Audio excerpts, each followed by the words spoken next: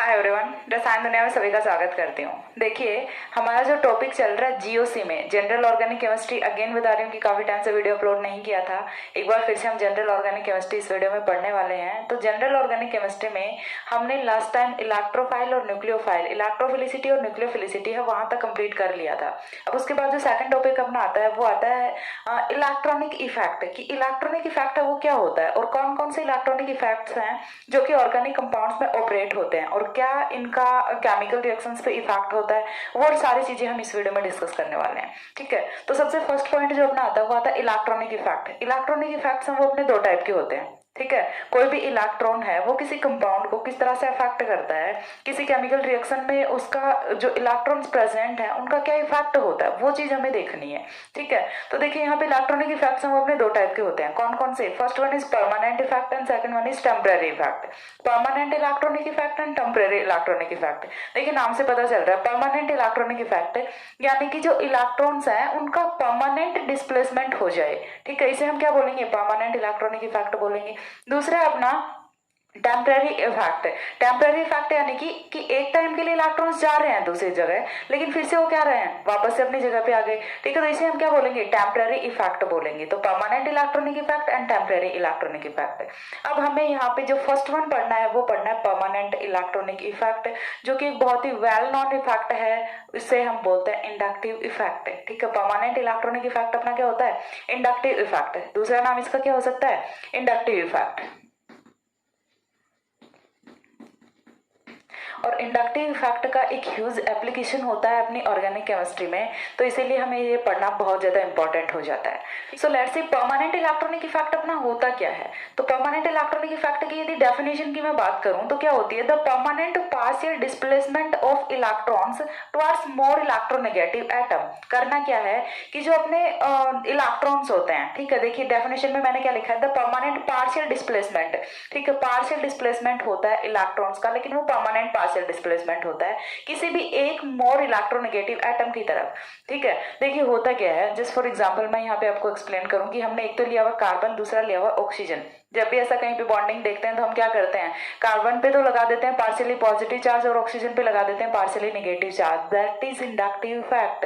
ठीक है, यही होता है अपना इंडक्टिव इफेक्ट। और कुछ ज्यादा यहाँ पे तामझाम वाली बात नहीं होती कि इंडक्टिव इफेक्ट होता क्या है। जो हम डायपोल्स क्रिएट करते हैं, ठीक है, वो किसकी वजह से होता है? इंडक्टिव इफेक्ट की वजह से होता है। इंडक्टिव इफेक्ट की डेफिनेशन की यदि मैं बात करूं तो डेफिनेशन क्या होगी कि जब भी अपने पास किसी सिग्मा बॉन्ड से दो एटम्स हैं वो जुड़े हुए हैं, उनमें से एक की इलेक्ट्रोनेगेटिविटी ज्यादा है, दूसरे की इलेक्ट्रोनेगेटिविटी कम है, तो होगा क्या कि जिसकी इलेक्ट्रोनेगेटिविटी ज्यादा है उसकी तरफ बॉन्ड के इलेक्ट्रॉन्स का पार्शियल डिस्प्लेसमेंट हो जाता है। तो जिसकी वजह से क्या होता है कि जिसकी इलेक्ट्रोनेगेटिविटी ज्यादा है उस एटम पे तो आ जाता है पार्शियली नेगेटिव चार्ज, और जिसकी इलेक्ट्रोनेगेटिविटी कम है उस एटम पे आ जाता है पार्शियली पॉजिटिव चार्ज। तो यही अपना इंडक्टिव इफेक्ट होता है। ठीक है, हाँ, यहाँ पे हुआ क्या है एग्जैक्टली यहाँ पे हुआ क्या है कि जो इलेक्ट्रॉन्स था, इलेक्ट्रॉन पेयर जो था, सिग्मा बॉन्ड में इलेक्ट्रॉन पेयर होता है, उसका पार्शियली डिस्प्लेसमेंट हुआ है। यही अपना क्या होता है? इंडक्टिव इफेक्ट होता है। अब जो सेकंड पॉइंट आता है इंडक्टिव इफेक्ट में, वो आता है कि the inductive effect will operate in every system. ठीक है, इंडक्टिव इफेक्ट है वो हर एक ऑर्गेनिक सिस्टम में प्रेजेंट होता है, लेकिन यहाँ पे दो कंडीशंस है वो मस्ट होती हैं, दो कंडीशंस रिक्वायर्ड कंडीशन होती हैं। वो रिक्वायर्ड कंडीशंस कौन कौन सी होती हैं?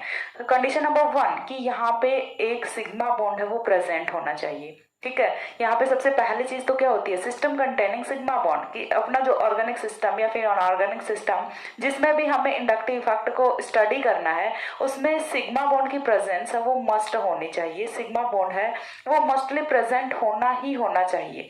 दूसरी कंडीशन क्या होती है कि यहाँ पे जो दो एटम्स है सिग्मा बॉन्ड से जुड़े हुए हैं, दोनों की इलेक्ट्रोनेगेटिविटी में डिफरेंस होना चाहिए। सिर्फ दो कंडीशंस चाहिए होती है। First, presence of sigma bond, second, difference in electronegativity of atoms. तो दो कंडीशंस यदि कोई भी सिस्टम है वो कंटेन करता है तो वहां पे ऑलवेज ही इंडक्टिव इफेक्ट है वो लगने वाला होता है। ठीक है, अब देखिए फर्स्ट कंडीशन है वो कैसे होगी। फर्स्ट कंडीशन क्या है कि प्रेजेंस ऑफ सिग्मा बॉन्ड। अब प्रेजेंस ऑफ सिग्मा बॉन्ड, क्या बिना सिग्मा बॉन्ड के कोई कंपाउंड है वो एग्जिस्ट करेगा? यदि आप बोलोगे कि मैम पाई बॉन्ड, ठीक है, हम कुछ ऐसा ले लेते हैं, सी डबल बॉन्ड ओ, आप बोलोगे मैम यहाँ पे तो पाई बॉन्ड प्रेजेंट है, बट पाई बॉन्ड है वो विदाउट सिग्मा तो एग्जिस्ट नहीं करता ना। पाई बॉन्ड है उसके लिए भी हमें क्या चाहिए, पहले सिग्मा बॉन्ड की फॉर्मेशन करनी होती है, देन ही तो पाई बॉन्ड फॉर्म होता है। तो यहाँ पे भी क्या है, सिग्मा बॉन्ड प्रेजेंट है, एक सिग्मा बॉन्ड प्रेजेंट है, एक पाई बॉन्ड प्रेजेंट है। तो कोई भी सिस्टम, यदि सिस्टम यहाँ पे एग्जिस्ट कर रहा है तो किसकी वजह से कर रहा है, सिग्मा बॉन्ड्स की वजह से कर रहा है। तो इसमें तो नो डाउट यदि कोई सिस्टम प्रेजेंट है तो उसमें सिग्मा बॉन्ड तो ऑलवेज प्रेजेंट होना ही होना है। हाँ, इलेक्ट्रोनेगेटिविटी में डिफरेंस होता है नहीं होता है वो चीज हम बाद में देखते हैं, वो हम देखेंगे एग्जाम्पल्स में कि कहाँ पे इलेक्ट्रोनेगेटिविटी में डिफरेंस होता है कहाँ पे नहीं होता। लेकिन सिग्मा बॉन्ड तो यदि कोई सिस्टम एग्जिस्ट कर रहा है तो उसमें ऑलवेज सिग्मा बॉन्ड तो प्रेजेंट होना ही होना होता है। तो फर्स्ट कंडीशन है वो तो एवरेज सिस्टम है वो फुलफिल करता है। सेकंड कंडीशन है उसी के बेसिस पे हम देखेंगे एग्जांपल्स कि कहाँ पे इंडक्टिव इफेक्ट ऑपरेट होगा और कहाँ पे इंडक्टिव इफेक्ट नहीं होगा। ठीक है, तो देखिए मैंने यहाँ पे क्या बताया, फर्स्ट ऑफ ऑल डेफिनेशन बताई है कि पार्शियल डिस्प्लेसमेंट करना होता है बॉन्ड के इलेक्ट्रॉन्स का। सेकंड हमने यहाँ पे बात की कि कोई भी सिस्टम है वो कब इंडक्टिव इफेक्ट को ऑपरेट करेगा, जब वहां पे दो कंडीशन वो फुलफिल होती है। First one is presence of sigma bond and second one is difference in electronegativity of the system. ये यहाँ पे दो कंडीशंस है, ये मस्ट होती है, रिक्वायर्ड कंडीशंस होती हैं। अब इतनी चीज क्लियर हुई, थोड़ा थोड़ा इंडक्टिव इफेक्ट है वो माइंड में इमेज बन गई कि इंडक्टिव इफेक्ट एक्चुअल में होता क्या है। अब देखते हैं। देखिए इसके बाद जो नेक्स्ट पॉइंट आता है वो ये आता है कि inductive effect is a distance dependent property. ठीक है, नेक्स्ट पॉइंट मैं यहाँ पे क्या लिख रही हूँ, मैं इन ऊपर वाले पॉइंट्स को रब कर देती हूँ। ठीक है, इसके बाद जो नेक्स्ट पॉइंट अपना आता है वो आता है इंडक्टिव इफेक्ट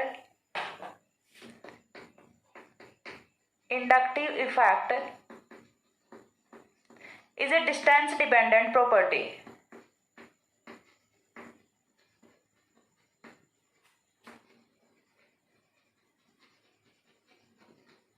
अब यहां से इस पॉइंट का मतलब क्या होता है देखिए समझते हैं। सबसे पहला पॉइंट है ये अपना, अभी तक हमने क्या देखा था कि इंडक्टिव इफेक्ट क्या होता है और इंडक्टिव इफेक्ट के लिए कौन कौन सी कंडीशंस होती हैं। अब उसके बाद इंडक्टिव इफेक्ट के एक्सप्लेनेशन में सबसे फर्स्ट पॉइंट है अपना कि inductive effect is a distance dependent property, और डिस्टेंस डिपेंडेंट प्रॉपर्टी का एग्जैक्टली मीन क्या होता है वहां पे वो चीज हमें देखनी है। ठीक है, तो देखिए लेट्स सी एक एग्जाम्पल मैं यहाँ पे लिख रही हूँ, एक एग्जाम्पल मैंने रखा कुछ इस तरह से। ठीक है, ये मैंने रख दिया।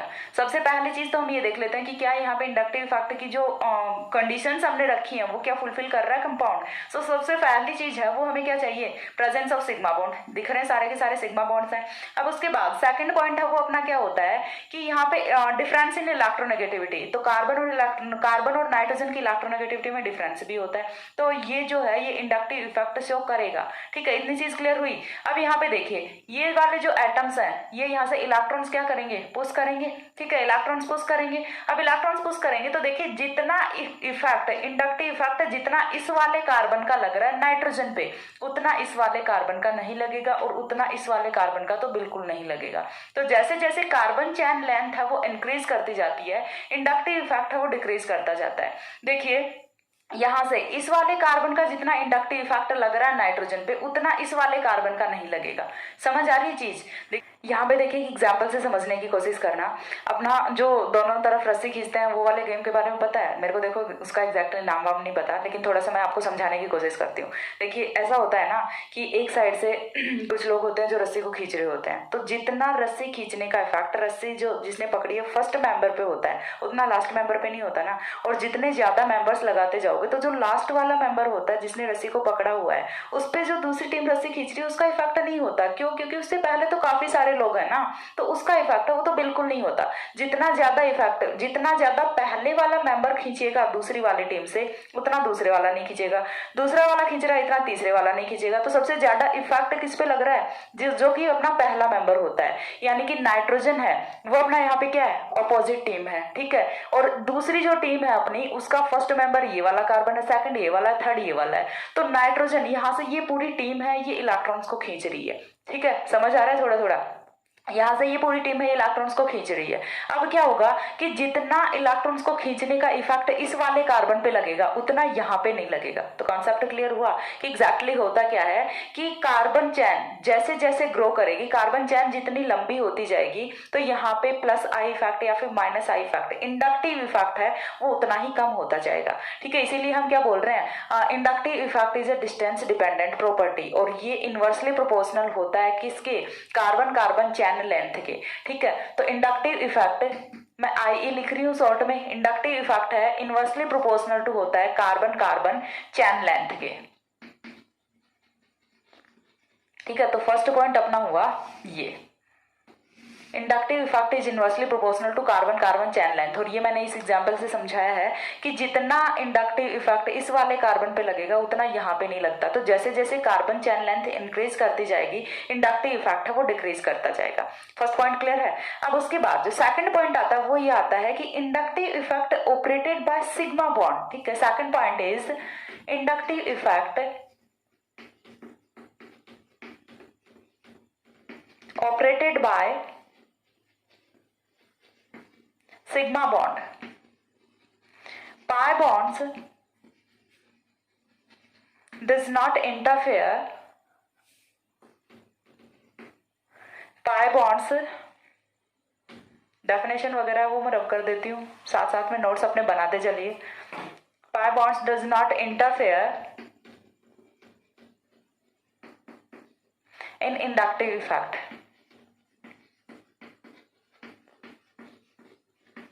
ठीक है, सेकंड पॉइंट अपना क्या है कि इंडक्टिव इफेक्ट है वो ऑपरेट किससे होता है, only and only sigma bond से। पाई बॉन्ड का यहाँ पे कोई भी इंटरफेरेंस नहीं होता, पाई बॉन्ड प्रेजेंट है नहीं है कोई फर्क नहीं पड़ता। ठीक है, हमें तो सिर्फ क्या चाहिए, सिग्मा बॉन्ड चाहिए। तो पाई बॉन्ड है वो बिल्कुल भी अफेक्ट नहीं करता इंडक्टिव इफेक्ट को। सेकंड पॉइंट अपना हुआ ये, first point carbon carbon chain length, second point अपना पाई बॉन्ड। ठीक है, थर्ड पॉइंट अपना ये आता है कि इंडक्टिव इफेक्ट हम उसे रिप्रेजेंट किस तरह से करेंगे। ठीक है, तो inductive effect is represented by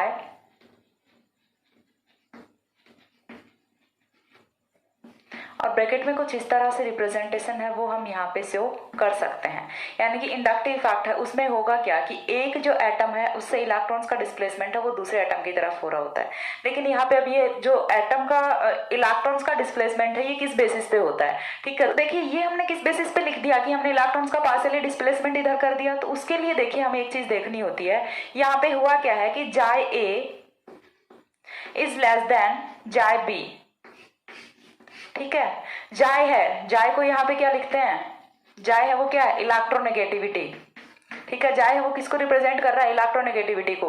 कि ये जो रिप्रेजेंटेशन है ये हम इस तरह से क्यों लिख रहे हैं, क्यों, क्योंकि यहाँ पे जाय ए है वो लेस देन है जाय बी, यानी कि electronegativity of atom A is less than electronegativity of atom B. ठीक है, और जिसकी इलेक्ट्रोनेगेटिविटी ज्यादा होती है इलेक्ट्रॉन्स का पार्शियली डिस्प्लेसमेंट उधर ही हो रहा होता है। ठीक है, तो ये होता है इंडक्टिव इफेक्ट का रिप्रेजेंटेशन। अब इसके बाद नेक्स्ट कंडीशन आती है कि हम कुछ सिस्टम से देखते हैं कि क्या उनमें इंडक्टिव इफेक्ट है वो प्रेजेंट होता है। तो चलिए वो सिस्टम्स हैं वो हम कुछ देख लेते हैं। एग्जाम्पल्स की यदि मैं बात करूं तो देखिए हमने यहाँ पे एक सिस्टम रख लिया कुछ इस तरह से। ठीक है, सेकंड सिस्टम हमने रखा ये वाला। ठीक है, थर्ड सिस्टम हमने रखा ये वाला। ठीक है, कार्बन की जो वैलेंसी वगैरह है वो कंप्लीट करते रहेंगे, लेकिन एक बार के लिए हमें ये देखना है।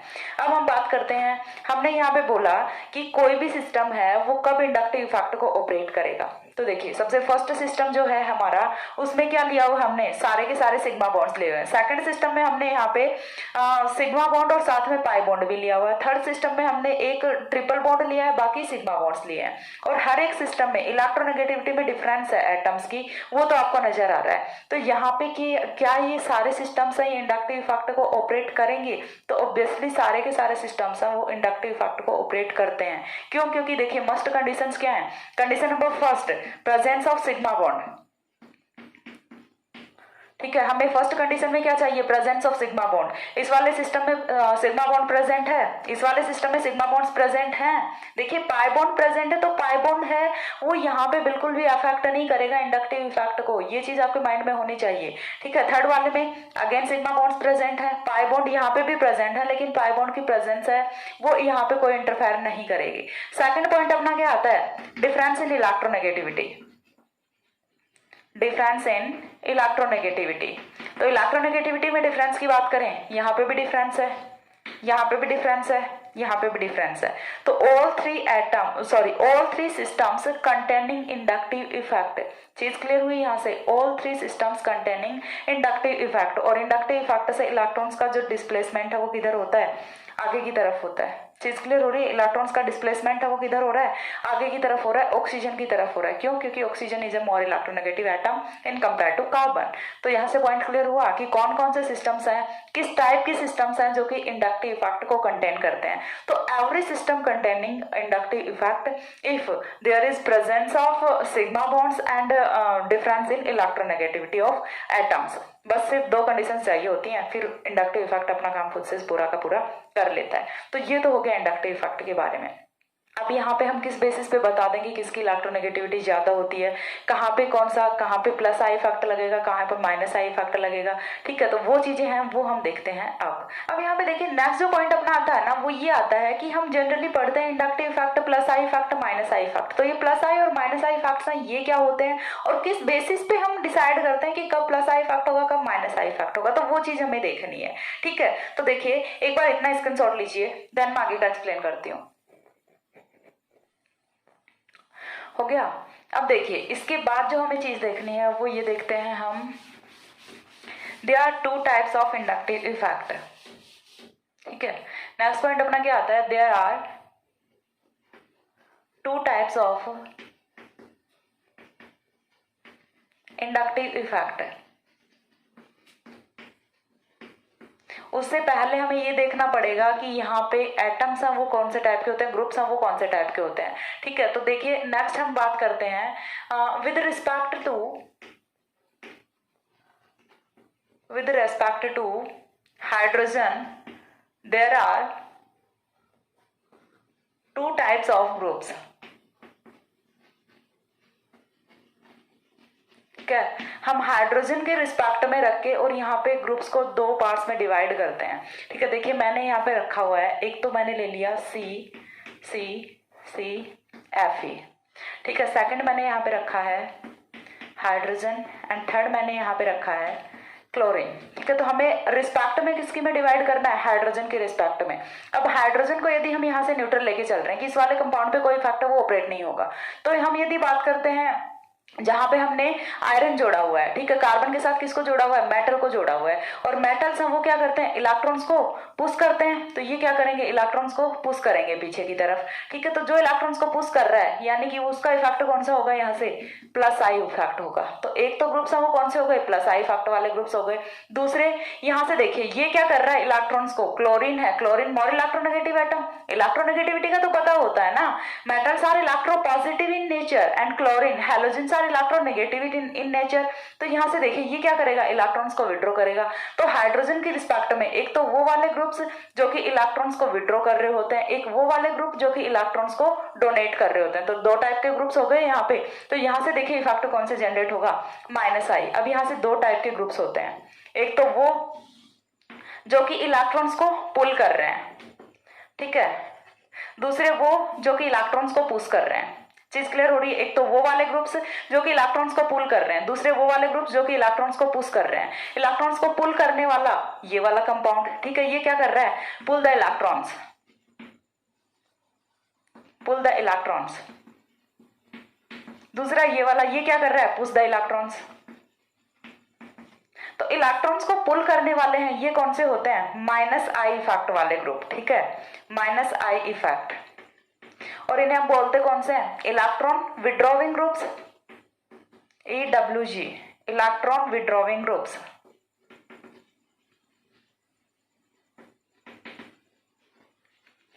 ये चीज क्लियर हुई। हम बार बार बोल रहे होते हैं electron withdrawing groups, electron withdrawing groups, तो एग्जैक्टली आते कहाँ से हैं और एक्चुअल में क्या होते हैं इलेक्ट्रॉन विड्रॉविंग ग्रुप्स। तो इन्हें हम डिसाइड किसके बेसिस पे करते हैं, हाइड्रोजन के रिस्पेक्ट में हम देखते हैं टू टाइप्स के ग्रुप्स होते हैं, ठीक है। अब हमें दूसरा देखना है इलेक्ट्रॉन्स को पुश करने वाले ग्रुप्स, ठीक है। तो ये कौन से होते हैं, प्लस आई इफेक्ट वाले,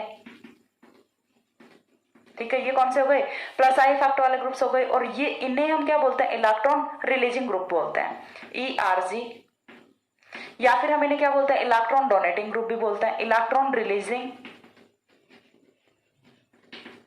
और इलेक्ट्रॉन डोनेटिंग ग्रुप्स। तो सबसे सेकंड पॉइंट जो यहाँ पे इंडक्टिव इफेक्ट में आता है वो ये आता है कि हाइड्रोजन के रिस्पेक्ट में हमने ग्रुप्स को दो टाइप्स में डिवाइड किया हुआ है। First one is electron withdrawing group and second one is electron releasing और इलेक्ट्रॉन डोनेटिंग ग्रुप्स। ठीक है, तो हमने दो टाइप में ग्रुप्स को डिवाइड कर लिया। अब इन ग्रुप्स के बेसिस पे हम यहाँ पे इंडक्टिव इफेक्ट है वो बताएंगे कि प्लस आई इफेक्ट होगा या फिर माइनस आई इफेक्ट होगा। चीज क्लियर हुई? यहाँ से जो ग्रुप्स हैं किसी भी एटम पे जुड़े हुए हैं उनके बेसिस पे हम यहाँ पे डिसाइड करेंगे कि ऑपरेट होने वाला जो इंडक्टिव इफेक्ट है वो प्लस आई नेचर का होता है या फिर माइनस आई नेचर का होता है। ठीक है, तो ये था हमारा सेकंड पॉइंट। तो ये तो हो गया टाइप्स ऑफ ग्रुप्स। अब इसके बाद जो नेक्स्ट पॉइंट हमें देखना है वो ये देखना है कि यहाँ पे किस तरह से कोई ग्रुप है वो प्लस आई इफेक्ट को कंटेन करता है और किस तरह से माइनस आई इफेक्ट को। तो देखिए जो नेक्स्ट पॉइंट आता है वो ये आता है, if a group contains overall positive charge then it will operate, positive charge है माइनस आई इफेक्ट। ठीक है, हमें इलेक्ट्रोनेगेटिविटी वगैरह पे फोकस नहीं करना होता, हमें सिर्फ क्या दिख गया ग्रुप पे यदि पॉजिटिव चार्ज है ओवरऑल तो वो ऑलवेज क्या करेगा, माइनस आई इफेक्ट को ऑपरेट करेगा। किस तरह से देखिए एग्जांपल की यदि मैं बात करूं यहाँ पे तो हमने रख लिया NH3 पॉजिटिव। ठीक है, यहाँ पे जो ग्रुप है उस पर ओवरऑल चार्ज कौन सा है, पॉजिटिव चार्ज है, तो यहाँ पे इफेक्ट कौन सा लगेगा, माइनस आई इफेक्ट लगेगा। ठीक है, यहाँ पे इफेक्ट कौन सा लगेगा, माइनस आई इफेक्ट लगेगा। दूसरी कंडीशन अपने पास क्या होती है, इफ ए ग्रुप कंटेन्स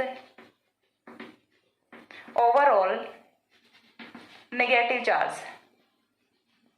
ठीक है, ये तो पॉजिटिव चार्ज वाली कंडीशन तो ठीक है, चलिए अपना इलेक्ट्रोनेगेटिविटी वाला फैक्टर भी यहाँ पे काम कर गया। लेकिन यदि हम बात करते हैं कि यदि कोई सिस्टम है अपने पास और उस पर ओवरऑल नेगेटिव चार्ज होता है, ठीक है, then it will operate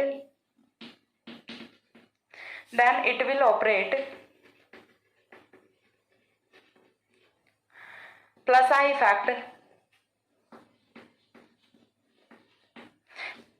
irrespective of their electronegativity। ये वाला पॉइंट है, ये बड़ा इंपॉर्टेंट है। हम देखिए जनरली क्या देखते हैं कि इलेक्ट्रोनेगेटिविटी में डिफरेंस दिखा और डायरेक्टली हम क्या लगा देते हैं, मोर इलेक्ट्रोनेगेटिव एटम होता है तो हम वहां पे इफेक्ट को कौन सा लगा देते हैं, माइनस आई इफेक्ट लगा देते हैं। लेकिन नहीं, जब हम देखते हैं कि कोई भी अपना कंपाउंड है, कोई भी अपना ग्रुप है, उस पर ओवरऑल नेगेटिव चार्ज आ रहा है तो चाहे भले ही उसकी इलेक्ट्रोनेगेटिविटी ज्यादा ही क्यों ना हो, वो इफेक्ट कौन सा डालेगा, प्लस आई इफेक्ट डालेगा। और एग्जाम्पल्स हम देखते हैं यहाँ पे। तो देखिए एग्जाम्पल्स में यदि मैं बात करूं तो मैंने यहाँ पे रख लिया CCCNH नेगेटिव। ठीक है, मैंने यहाँ पे क्या रखा है, NH नेगेटिव रखा है। तो यहाँ पे ओवरऑल चार्ज कौन सा है, नेगेटिव चार्ज है। तो ये नाइट्रोजन, देखिए नाइट्रोजन है वो मोर इलेक्ट्रोनेगेटिव एटम है, तो इसे इफेक्ट शो कौन सा करना चाहिए, माइनस आई इफेक्ट।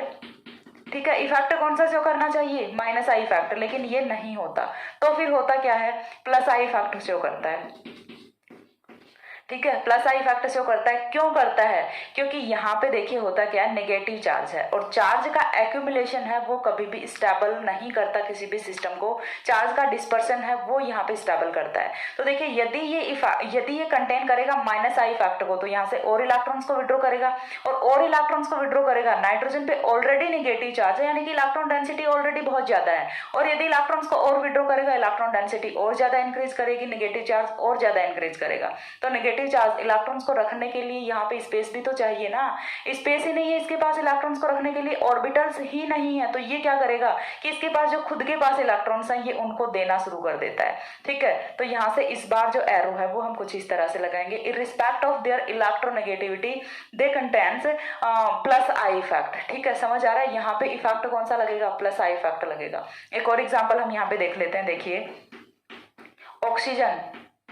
ऑक्सीजन देखा है ऑलवेज कौन सा इफेक्ट कंटेन करता है, plus I minus I effect contain करता है। लेकिन यदि ऑक्सीजन पे लगा रखा है हमने नेगेटिव चार्ज तो ये इफेक्ट कौन सा कंटेन करेगा, प्लस आई इफेक्ट करेगा। ये इलेक्ट्रॉन्स को सिस्टम की तरफ रिलीज करेगा। तो यहाँ से चीज समझ आए, ये वाला पॉइंट बहुत ही इंपॉर्टेंट पॉइंट है, अच्छे से समझ लीजिए कि जब भी कोई सिस्टम है उस पर ओवरऑल नेगेटिव चार्ज होता है, न्यूट्रल की मैं बात नहीं कर रही, ठीक है, ना ही पॉजिटिव चार्ज वाले की बात कर रही हूँ, मैं बात कर रही हूँ जब नेगेटिव चार्ज होता है। नेगेटिव चार्ज होता होता है तो यहाँ पे कोई भी सिस्टम है वो क्या करेगा, ऑलवेज प्लस आई इफेक्ट को कंटेन करेगा, सिस्टम की तरफ इलेक्ट्रॉन्स को पुश करेगा। चीज क्लियर हुई यहाँ से? तो ये हुआ अपना सेकंड पॉइंट। अब इसके बाद कुछ सिस्टम्स हैं वो हम देख लेते हैं कि कौन कौन से सिस्टम है वो कब प्लस आई इफेक्ट को ऑपरेट करेंगे और कब माइनस आई इफेक्ट को ऑपरेट करेंगे। ठीक है, तो उसमें देखिए कुछ एग्जाम्पल्स हैं वो हम देखेंगे यहाँ पे।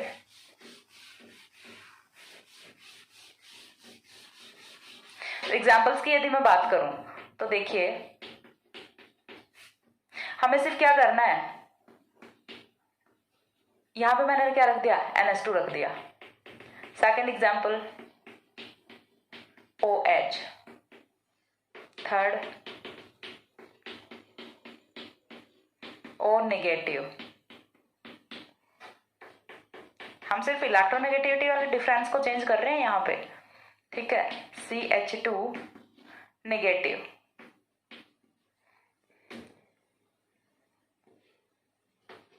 फिफ्थ है वो मैंने रखा यहाँ पे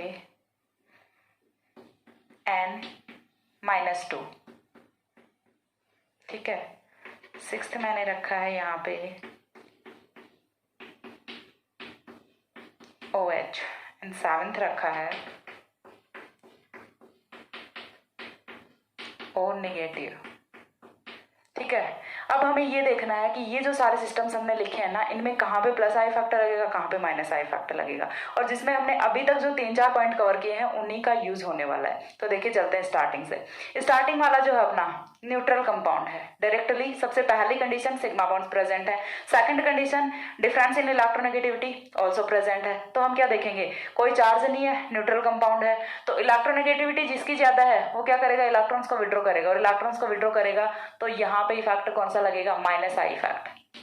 ठीक है, फर्स्ट वाला कंपाउंड है वो कौन से फैक्टर को कंटेन कर रहा है, माइनस आई फैक्टर को। सेकंड वाले की यदि मैं बात करूं, again sigma bonds present, difference in electronegativity also present and neutral system, तो न्यूट्रल है तो यहाँ पे भी देखिए क्या करेगा, माइनस आई फैक्ट ऑपरेट होगा।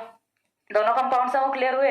अब उसके बाद थर्ड पे हम चलते हैं। थर्ड पे देखिए sigma bonds present, difference in electronegativity also present, but यहाँ पे जो थर्ड पॉइंट हमने अभी रीड किया है वो यहाँ पे चेंज हो गया। क्या कि यहाँ पे देखिए ओवरऑल चार्ज कौन सा है, नेगेटिव चार्ज, तो चाहे इसकी इलेक्ट्रोनेगेटिविटी हो उसमें डिफरेंस हो कोई फर्क नहीं पड़ता, नेगेटिव चार्ज है तो यहाँ पे इफेक्ट है वो कौन सा लगेगा, प्लस आई लगेगा।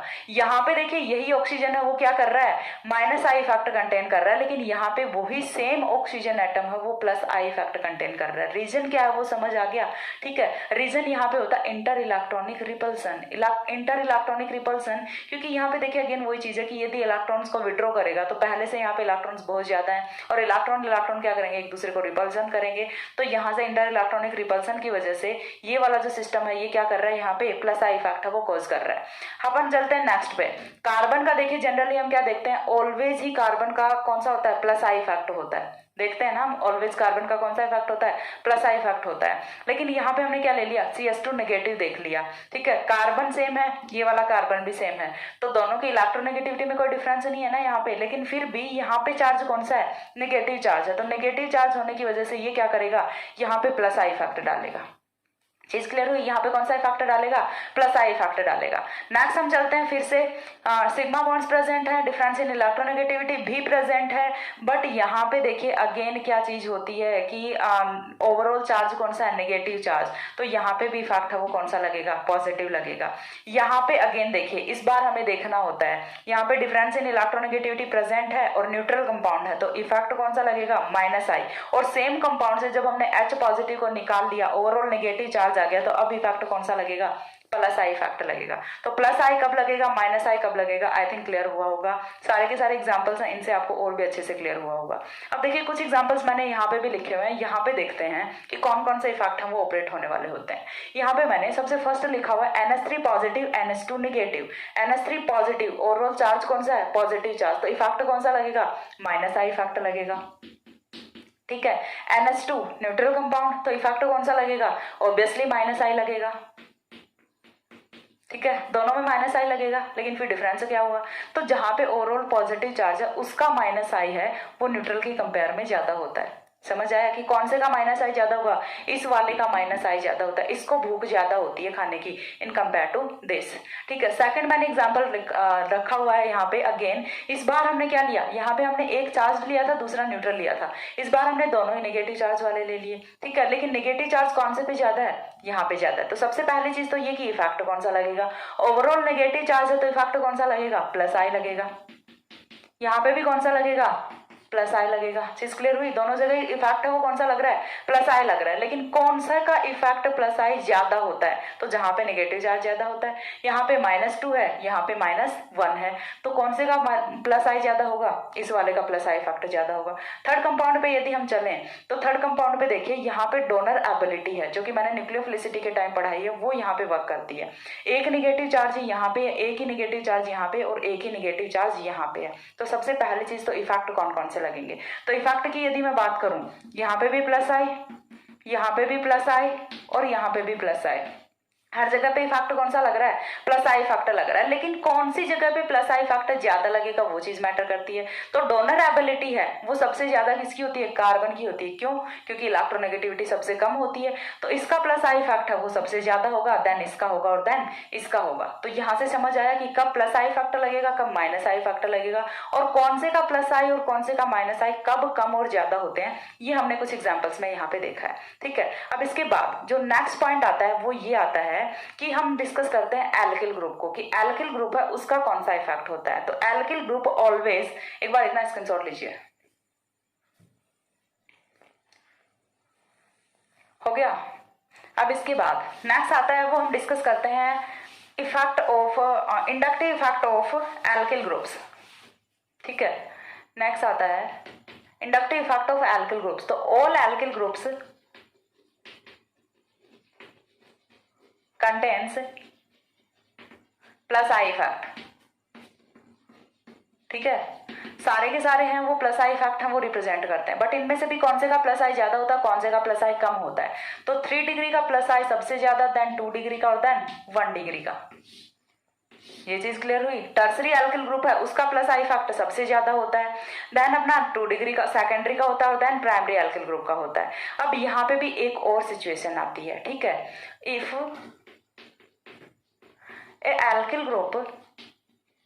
if an alkyl group having same carbon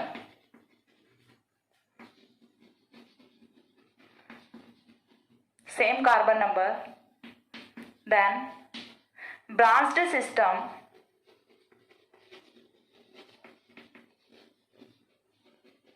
contains more plus I factor या फिर higher plus I factor in compare to linear system.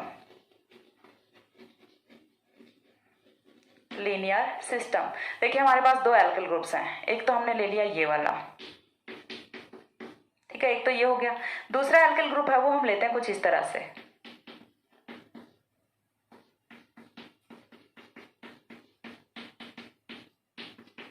दोनों ही जो अपने एल्किल ग्रुप्स हैं, यहाँ पे भी नंबर ऑफ कार्बन है वो कितना है, 3 है, यहाँ पे भी नंबर ऑफ कार्बन है वो कितना है, 3 है। ठीक है, number of hydrogen are also equal, लेकिन कौन से का प्लस आई फैक्टर ज्यादा होगा, तो यहाँ पे इस वाले का प्लस आई फैक्ट है वो ज्यादा होता है, इससे कम इसका कम होता है। और रीजन क्या है, ये वाला ब्रांच्ड है, यहाँ पे क्या हो रखा है, ब्रांचेशन हो रखा है, और यहाँ पे ये वाला लीनियर है। ठीक है, यहाँ पे ये वाला कौन सा है, लीनियर है। देखिए जनरली क्या होता है कि आपने यदि कभी खेतों में किसी को पानी देते हुए देखा होगा, तो यहाँ पे देखिए क्या होता है कि एक तो कुछ इस तरह से कुछ नाला जैसा बना हुआ होता है। ठीक है, तो एक तो डायरेक्टली इससे पानी आ रहा है, ये तो हो गया अपना लीनियर सिस्टम। दूसरा अपने पास कुछ इस तरह से है,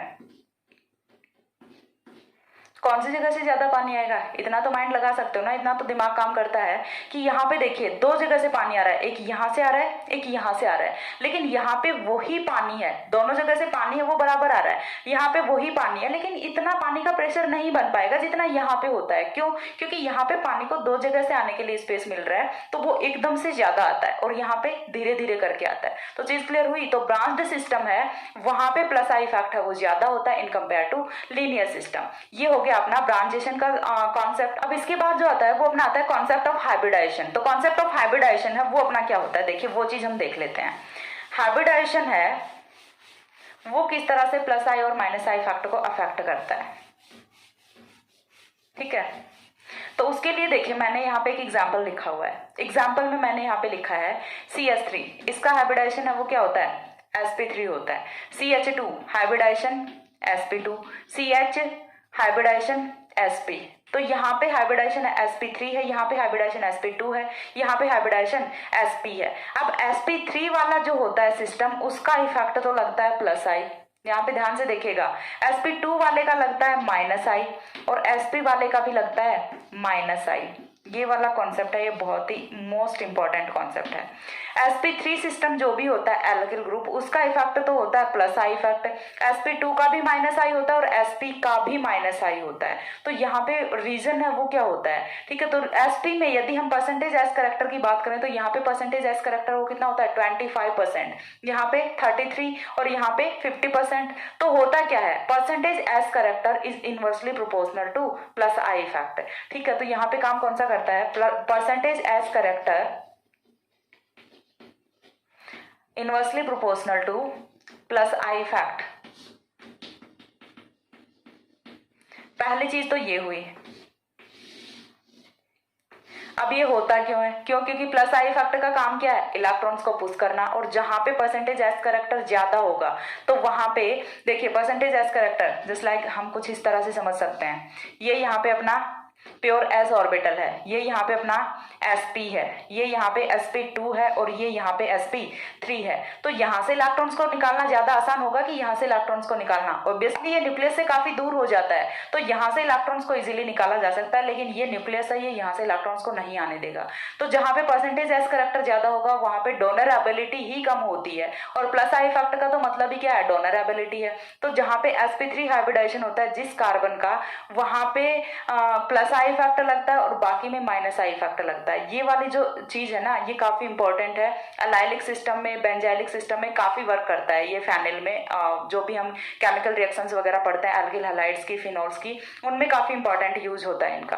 अब उसके बाद सेकंड पॉइंट यहाँ पे ये आता है और भी ट्विस्ट की ये जो सिस्टम है, ये जो परसेंटेज एस करेक्टर का कॉन्सेप्ट है, ये सिर्फ और सिर्फ वर्क करता है कार्बन के केस में, ठीक है। इट विल वर्क्स ओनली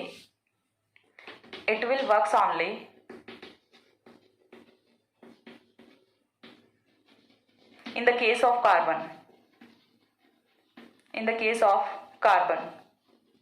चीज क्लियर हुई। लेकिन ये सिर्फ किसके केस में काम कर रहा है, कार्बन के केस में। इसका वायलेशन है वो नेक्स्ट एग्जांपल पे ही हो जाता है जहां पे हमने रखा हुआ है नाइट्रोजन को। नाइट्रोजन में देखिए यहाँ पे यदि हम बात करें हाइब्रिडाइजेशन कौन सा है, sp3 है। यहाँ पे यदि हम बात करें तो हाइब्रिडाइजेशन कौन सा है, sp है। यहाँ पे यदि हम बात करें sp2, यहाँ पे यदि हम बात करें तो हाइब्रिडाइजेशन कौन सा है, sp है। लेकिन तीनों ही सिस्टम में इफेक्ट कौन सा लगेगा, यहाँ पे भी माइनस आई लगेगा, यहाँ पे भी माइनस आई लगेगा और यहाँ पे भी माइनस आई लगेगा। तो ये जो चीज है ना हाइब्रिडाइजेशन वाली, ये सिर्फ वर्क कहाँ पे करती है, in the case of carbon atom only. जहाँ पे हमने नाइट्रोजन रख दिया तो सेकंड स्टेप में आके इसका वायलेशन हो गया। तो ये सिर्फ कार्बन के केस में काम करता है कि डबल बॉन्ड आते ही, ट्रिपल बॉन्ड आते ही माइनस आई और प्लस आई फैक्टर वो चेंज हो जाते हैं। नाइट्रोजन के केस में हमने देखा कि सिंगल बॉन्ड से जुड़ा हुआ है sp3 हाइब्रिडाइज्ड है तब भी माइनस आई फैक्टर कॉज कर रहा है। जब डबल बॉन्ड से जुड़ा हुआ है sp2 हाइब्रिडाइजेशन है तब भी माइनस आई फैक्टर कॉज कर रहा है। और जब ट्रिपल बॉन्ड से जुड़ा हुआ है sp हाइब्रिडाइजेशन है तब भी माइनस आई फैक्टर कॉज कर रहा है। तो यहाँ से सिंपल सा फंडा समझ आया होगा। हमने दोनों एग्जांपल्स देख लिए हैं, दोनों ही एग्जांपल्स हैं वो इंपॉर्टेंट हैं और दोनों एग्जांपल्स हैं वो एक दूसरे के कंट्रास्ट हैं। दोनों का जो कॉन्सेप्ट है वो बिल्कुल डिफरेंट है। एक पे यहाँ पे कार्बन पे तो हाइब्रिडाइजेशन का फैक्ट है वो काम कर रहा है, लेकिन नाइट्रोजन के केस में काम नहीं कर रहा, ठीक है। तो ये यहाँ पे कुछ इंपॉर्टेंट एस्पेक्ट होते हैं, ओके। अब इसके बाद जो नेक्स्ट मूव करते हैं वो हम मूव करते हैं माइनस आई फैक्ट पे। ये मैंने बात की कि percentage S character is inversely proportional to plus I fact, लेकिन ये कब होगा, डायरेक्टली प्रोपोर्शनल किसके होगा, माइनस आई फैक्ट के, and directly proportional to minus I fact. तो चीज क्लियर हुई। प्लस आई फैक्ट के इनवर्सली प्रोपोर्शनल होता है, माइनस आई फैक्ट के डायरेक्टली प्रोपोर्शनल होता है। जितना ज्यादा परसेंटेज एस करेक्टर होगा माइनस आई फैक्ट उतना ही ज्यादा होगा, ठीक है। लेकिन ये वर्क किसके केस में करता है, only and only in case of carbon atom. ये चीज आपको यहाँ पे जरूर समझ लेनी है। अब उसके बाद जो नेक्स्ट पॉइंट वो करते हैं वो हम करते हैं electronegativity is directly proportional to minus I fact. ठीक है। नेक्स्ट पॉइंट अपना क्या होता है, electronegativity is directly proportional to minus I fact, यानी कि जिसकी जितनी ज्यादा इलेक्ट्रोनेगेटिविटी होगी उसी का माइनस आई फैक्टर वो उतना ही ज्यादा होता है। एक और एग्जांपल मैंने यहाँ पे लिखा हुआ है। एग्जांपल में यदि हम देखें, यहाँ पे देखिए दोनों ही जो अपने सिस्टम है दोनों पे ही ओवरऑल चार्ज कौन सा है, पॉजिटिव चार्ज है। चीज क्लियर हो रही है, नाइट्रोजन पे भी पॉजिटिव चार्ज है, फॉस्फोरस पे भी पॉजिटिव चार्ज है, तो दोनों ही इफेक्ट कौन सा कॉज करेंगे, यहाँ से माइनस आई इफेक्ट कॉज करेंगे। इसका भी इफेक्ट है वो कौन सा होगा, माइनस आई होगा, इसका भी इफेक्ट है वो कौन सा होगा, माइनस आई होगा। लेकिन कौन से का माइनस आई इफेक्ट ज्यादा होगा, तो माइनस आई इफेक्ट है वो किसका ज्यादा होगा, नाइट्रोजन वाले का ज्यादा होगा। रीजन क्या होता है, क्यों, क्योंकि minus I effect is directly proportional to electronegativity, जिसकी इलेक्ट्रोनेगेटिविटी ज्यादा होगी उसी का माइनस आई इफेक्ट है वो ज्यादा होता है। अब कौन से ग्रुप का कितना माइनस आई इफेक्ट होता है, इनका इंक्रीजिंग और डिक्रीजिंग ऑर्डर क्या होता है, वो चीज हम देख लेते हैं एक बार कि ग्रुप्स कौन कौन से रखेंगे और उनका प्लस आई या फिर माइनस आई इफेक्ट है वो किस तरह से काम करता है। ठीक है, तो इसके बाद हमें क्या देखना है, जनरल ऑर्डर देखना है प्लस आई इफेक्ट का और जनरल ऑर्डर देखना है माइनस आई इफेक्ट का। तो इसके बाद जो नेक्स्ट पॉइंट आता है वो हम देखते हैं, इन जनरल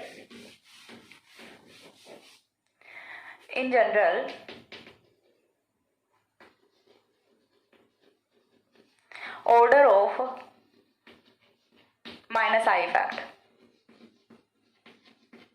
is, तो सबसे ज्यादा माइनस आई इफेक्ट वो किसका होता है, देखिए ऑर्डर है वो कुछ इस तरह से होता है, NR3 positive, SR2 positive, NH3 positive, NO2 negative, SO3R, and after it cyanide, and after it carboxylic group, and then halogens अपने fluorine, chlorine, bromine, and iodine, alkoxy, and then hydroxyl. ठीक है, तो ये यहां से होता है इंक्रीजिंग और decreasing order of minus I effect. ये किसका ऑर्डर है, माइनस आई इफेक्ट का। अब यहाँ पे देखिए आपको एक बड़ी मजेदार बात पता चल रही है कि एल्कोक्सी ग्रुप का माइनस आई इफेक्ट है वो हाइड्रोक्सिल से ज्यादा होता है। क्लियर हो रही है चीज कि एल्कोक्सी ग्रुप का जो माइनस आई इफेक्ट है वो हाइड्रोक्सिल से ज्यादा होता है, ये ज्यादा माइनस आई इफेक्ट कोज करता है। वरना तो हम क्या समझेंगे कि यहाँ पे तो एल्किल ग्रुप भी प्रेजेंट है तो इसका तो माइनस आई इफेक्ट कम होना चाहिए, लेकिन होता नहीं है ऐसा। इनका यदि जनरल ऑर्डर देखें तो हम कुछ इस तरह से होता है। ठीक है, SO3R के बाद में किसका आता है, साइनाइड का आता है। आयोडीन के बाद में किसका आता है, एल्कोक्सी का आता है। तो यहाँ से आपको माइनस आई इफेक्ट का ऑर्डर है वो आई थिंक अच्छे से क्लियर हुआ होगा कि सबसे कम माइनस आई इफेक्ट है वो किसका होता है, हाइड्रोक्सिल का होता है, और सबसे ज्यादा किसका होता है, NR3 पॉजिटिव का होता है। ठीक है, और यहाँ पे जो हैलोजेंस होते हैं ना इनका भी इवन माइनस आई इफेक्ट है वो हाइड्रोक्सिल से ज्यादा होता है। तो हाइड्रोक्सिल का माइनस आई इफेक्ट है वो तो सबसे कम होता है। अब उसके बाद जो नेक्स्ट ऑर्डर आता है वो हम देखते हैं प्लस आई इफेक्ट का ऑर्डर। ठीक है, तो नेक्स्ट ऑर्डर अपना कौन सा है, order of plus I effect, और ये दोनों काफी इंपॉर्टेंट ऑर्डर हैं। ठीक है, तो देखिए यहां से यदि मैं बात करूं तो O negative, CO2 negative, then 3 degree carbon, then 2 degree, then 1 degree, then CH3, then D। ठीक है, लास्ट में अपना किसका होता है, ड्यूटेरियम का।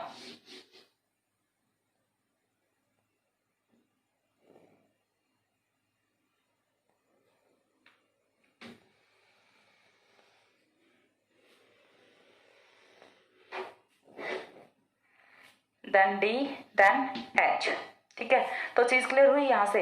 ये होता है अपना प्लस आई इफेक्ट का ऑर्डर। हाइड्रोजन का प्लस आई इफेक्ट है वो सबसे कम होता है, और O निगेटिव का प्लस आई इफेक्ट है वो सबसे ज्यादा होता है। हाइड्रोक्सिल का माइनस आई इफेक्ट सबसे कम है, लेकिन O निगेटिव का प्लस आई इफेक्ट है वो सबसे ज्यादा होता है। ठीक है, तो ये ऑर्डर किसका है, प्लस आई इफेक्ट का। प्लस आई इफेक्ट का डिक्रीजिंग ऑर्डर है। अब इसके बाद एक और पॉइंट जो रह जाता है वो रह जाता है applications of plus I and minus I effect. हमने इतनी देर तक प्लस आई और माइनस आई इफेक्ट को पढ़ा है, तो क्यों पढ़ा है, इसका यूज है वो हम कहाँ पे करते हैं। तो देखिए एप्लीकेशंस की यदि मैं बात करूं तो यहाँ से इन एग्जाम्पल्स को मैं रब कर देती हूँ। एप्लीकेशंस की यदि मैं बात करूं तो हम कहाँ पे यूज करते हैं, तो सबसे पहली चीज तो हम कहाँ पे यूज करते हैं, स्टेबिलिटी जब हमें डिसाइड करनी होती है इंटरमीडिएट्स की, तो स्टेबिलिटी ऑफ कार्बोकैटायन फर्स्ट तो कहाँ पे डिसाइड करेंगे हम, stability of carbocation, stability of carbocation. ठीक है, और ये डायरेक्टली प्रोपोर्शनल होता है। मैं यहाँ पे लिख देती हूँ, समझ लेना। डायरेक्टली प्रोपोर्शनल किसके होता है? प्लस आई फैक्टर के। इनवर्सली प्रोपोर्शनल किसके होता है? माइनस आई फैक्टर के। चीज क्लियर हो रही है? स्टेबिलिटी ऑफ कार्बोकेटाइन, जितना ज्यादा प्लस आई फैक्ट होगा स्टेबिलिटी ऑफ कार्बोकेटाइन उतना ही ज्यादा होगा, जितना ज्यादा माइनस आई फैक्ट होगा स्टेबिलिटी ऑफ कार्बोकेटाइन उतना ही कम होगा। और प्लस आई फैक्टर कितना है कितना नहीं है वो चीज हम कहाँ से डिसाइड करेंगे? इस ऑर्डर से डिसाइड करेंगे कि किस ग्रुप का प्लस आई फैक्ट या फिर किस ग्रुप का माइनस आई फैक्ट कितना कम या फिर ज्यादा होता है। सेकंड हम वो करते हैं स्टेबिलिटी ऑफ कार्ब एनायन पे। ठीक है, स्टेबिलिटी ऑफ कार्ब एनायन। तो कार्ब एनायन की स्टेबिलिटी की यदि मैं बात करूं तो डायरेक्टली प्रोपोर्शनल होता है माइनस आई फैक्ट के एंड इनवर्सली प्रोपोर्शनल होता है प्लस आई फैक्ट के। ये चीज क्लियर हुई? बिल्कुल कंट्रास्ट किसके होता है? कार्बोकेटाइन के। जहां पे जितना ज्यादा माइनस आई फैक्ट होगा स्टेबिलिटी ऑफ कार्बोनाइन उतनी ही ज्यादा होगी, जहां पे जितना ज्यादा प्लस आई फैक्ट होगा स्टेबिलिटी ऑफ कार्बोनाइन उतना ही कम होगी। तो ये हम यूज करते हैं प्लस आई फैक्ट और माइनस आई फैक्ट का। प्लस आई फैक्ट और माइनस आई फैक्ट बहुत ही इंपॉर्टेंट कॉन्सेप्ट है। देखिए मैंने यहाँ पे डिफरेंट एग्जाम्पल्स बताए हैं। थोड़ा सा यहाँ पे जो अपना टॉपिक है वो थोड़ा सा कंफ्यूजिंग है कि हम कहीं पे कोई पॉइंट यूज कर रहे हैं, कहीं पे कोई पॉइंट यूज कर रहे हैं, बिल्कुल एक वे में नहीं चल रहा। लेकिन फिर भी मैं बता रही हूँ कि ये काफी इंपॉर्टेंट वीडियो है, तो बिल्कुल स्किप मत कीजिएगा। और इसका यूज जो है ना वो बहुत ज्यादा होता है ऑर्गेनिक केमिस्ट्री में। और यहाँ से आपको जो इंपॉर्टेंट चीज याद रखनी है वो आपको याद रखना है ये ऑर्डर्स। ठीक है, और आपको समझ आएगा कि क्यों स्टेबिलिटी ऑफ कार्बोकेटाइन ज्यादा होता है, क्यों स्टेबिलिटी ऑफ कार्बोनाइन ज्यादा या फिर कम होता है, और कब कम या फिर ज्यादा होते हैं। तो इन सारी चीजों का डिसाइडेशन है वो कौन करता है? प्लस आई फैक्ट और माइनस आई फैक्ट करता है। ठीक है, तो इसके बाद हम देखते हैं अपना जो टेम्पररी फैक्ट होता है वो temporary electronic effect, permanent electronic effect है, इंडक्टिव इफेक्ट, वो हमने कवर कर लिया। इसके बाद हम नेक्स्ट देखेंगे किसी वीडियो में टेम्पररी इफेक्ट। सो तब तक के लिए सी या, have a good day, thanks for watching.